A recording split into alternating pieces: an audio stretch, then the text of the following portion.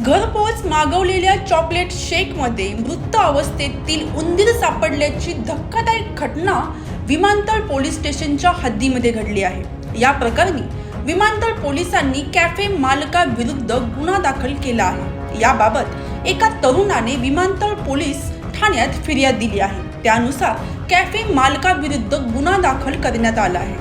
अधिक माहितीनुसार तक्रारदार तरुणाच्या मैत्रिणीने 14 फेब्रुवारी रोजी घरपोच खाद्यपदार्थ देणाऱ्या एका ॲपवर नोंदणी करून विश्रांतवाडी भागातील एका कॅफेतून चॉकलेट शेक मागवला होता।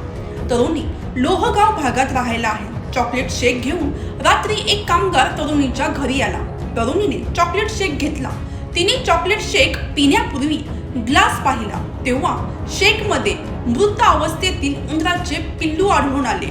या घटनेनंतर तरुणीने तिच्या मित्राला याची माहिती दिली।